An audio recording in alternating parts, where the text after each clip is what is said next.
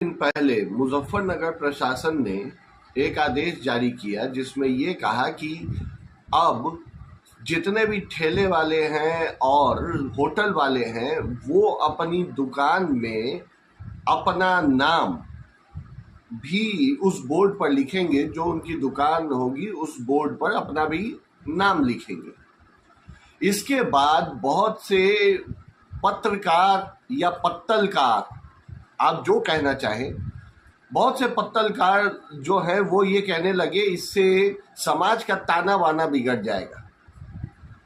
एक so called गायिका है जो बार बार काबा करती रहती है। उसने कहा कि अब तो पेट्रोल का और डीजल भरवाने का विरोध कर देना चाहिए क्योंकि ये भी मुस्लिम देश से आता है। इस आदेश में मुस्लिम और हिंदू की कहीं बात ही नहीं थी। ये तो सभी के लिए कहा गया था कि वो अपनी दुकान के आगे अपना नाम लिखें क्योंकि कांवड़ यात्रा शुरू हो रही है और जो कांवड़ यात्री हैं उनको पता लग सके कि वो जो सामान खरीद रहे हैं वो कहाँ से खरीद रहे हैं। इसमें हमारे एक एक्टर सोनू सूद तो कुछ 4 कदम और आगे बढ़ गए जब ये चर्चा चली कि इससे कम से कम कांवड़ियों को सात्विक भोजन तो मिलेगा, क्योंकि अभी कुछ दिनों में ऐसे बहुत सारे वीडियो आए जहां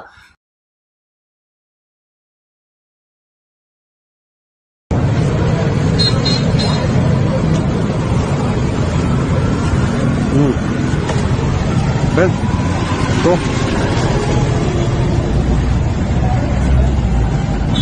हाँ।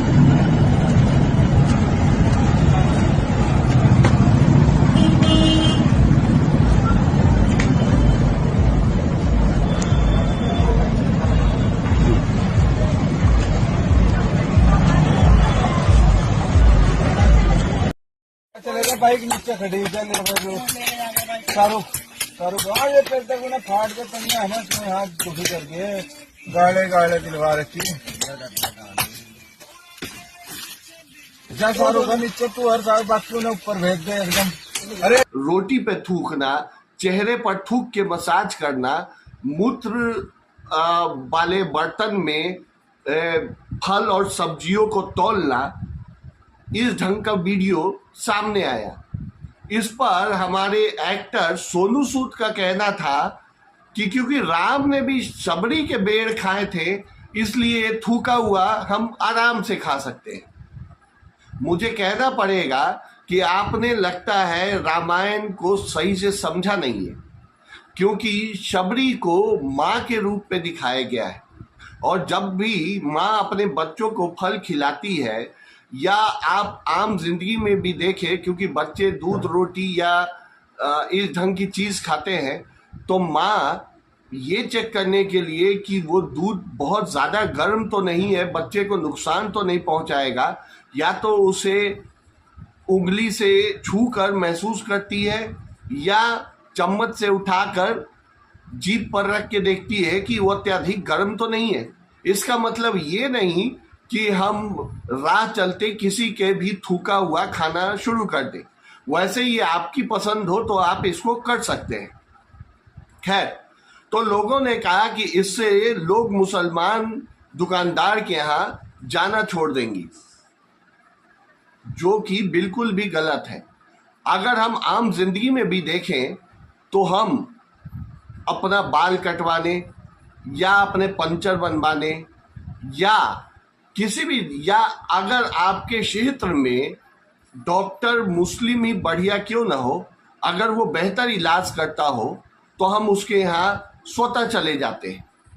तो इससे पता लगता है कि नाम लिख देने से कोई भेदभाव नहीं होगा, बल्कि भेदभाव उन नेताओं के दिमाग में है जो सालों से ये चाहते हैं कि भारत में हिंदू कभी एक हो ही नहीं। इसका स्पष्ट उदाहरण आप देख सकते हैं। एक बुलडॉग की चेहरे वाला पत्रकार कांवड़ियों से आते जाते उनकी जाति पूछता है और उसके बाद ये कमेंट करता है कि तुम लोग लगे रहो कांवड़ ढोने में, बाकी लोग आगे बढ़ रहे हैं। वो जातियों में विभेद पैदा करने की कोशिश करता है और फिर भी अपने आप को सेकुलर कहता है। क्या भारत में हिंदू मुसलमान एकता के अलावा हिंदुओं में एकता नहीं होनी चाहिए? हिंदुओं को हिंदू से लड़ाना, हिंदू की एक जाति को दूसरी जाति से लड़ाना आधुनिक भारत में कुछ नेताओं का फैशन हो गया है।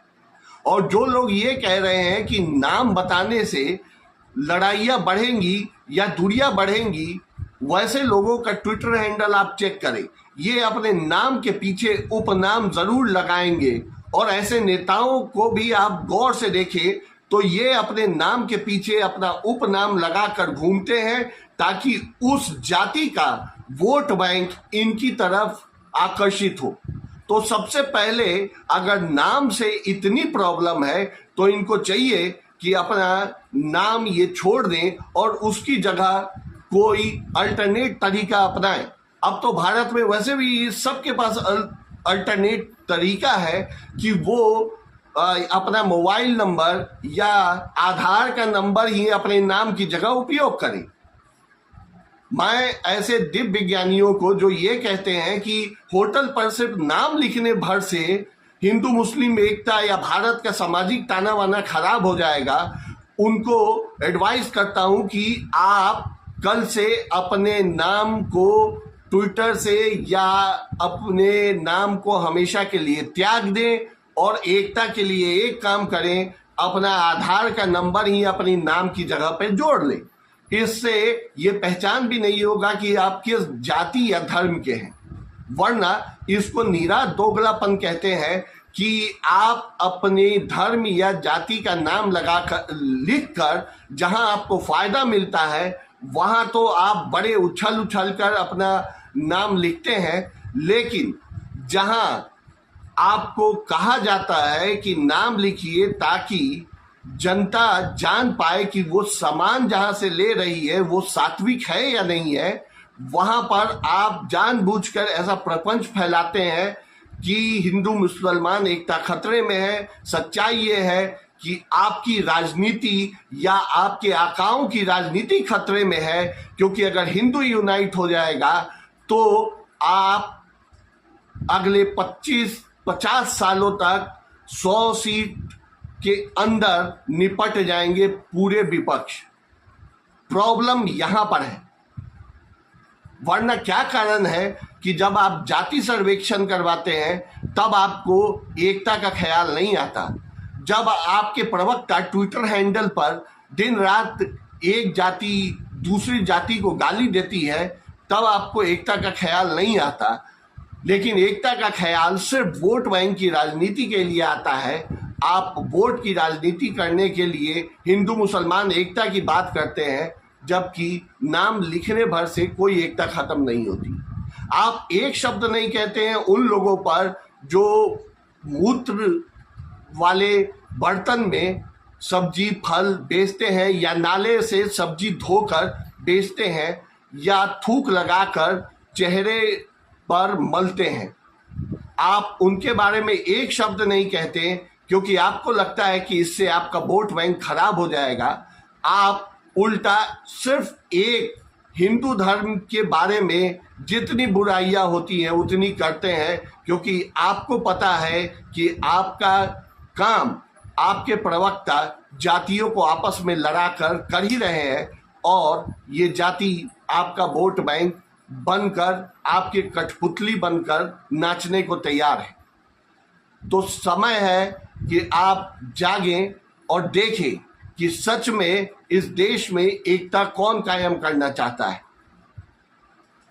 आप अपनी आम जिंदगी में भी देखें कि क्या आप किसी डॉक्टर को उसके नाम से जज करते हैं या जहां बेहतर इलाज होता है वहां पर सीधे चले जाते हैं बिना धर्म देखे हुए। तो सिर्फ नाम ढाबे पर लिख देने से किसी की भी रोजगार या रोटी या उसकी प्रेम भाव में कोई कमी आने वाली नहीं है, बल्कि इससे और पारदर्शिता आएगी और संबंध तब बेहतर ज़्यादा होते हैं जब दोनों के बीच पारदर्शिता हो। और अगर आपको लगता है कि नाम से धर्म पता अगर लग जाएगा और इससे सामाजिक सौहार्द खराब होगा, तो सबसे पहले जितने भी फॉर्म्स, जो पढ़े लिखे हैं उनको पता होगा, ऐसे बहुत सारे फॉर्म्स हैं जिसमें आपसे जाति और धर्म पूछा जाता है। ऐसे फॉर्म्स को हर राज्य सरकार को बैन करना चाहिए।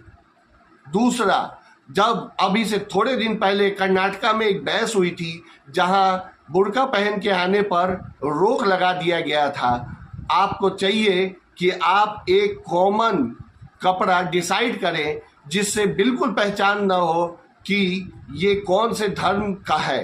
क्योंकि एक तरफ आप अपने धर्म के प्रतीक को, चाहे वो तिलक हो या बुर्का हो, आप उसको अपनाना चाहते हैं, दूसरी तरफ आप कहीं पर अपना नाम भी नहीं बताना चाहते। इसको दोहरी राजनीति कहते हैं और ऐसी राजनीति से भारत की जनता को बचना होगा और भारत की जनता को समझना होगा कि उसके कौन से नेता उनके बीच दूरी बढ़ाने की असल कोशिश कर रहे हैं।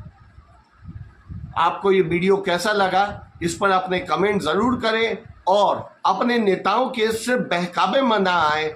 आप सोचें कि क्या आप रोजमर्रा की जिंदगी में, जबकि आपको किसी का नाम पता भी होता है, तो भी आप उसके यहाँ अपना काम लेकर जाते हैं या नहीं जाते हैं। आप बदस्तूर उसके यहाँ जाते हैं और जाएंगे।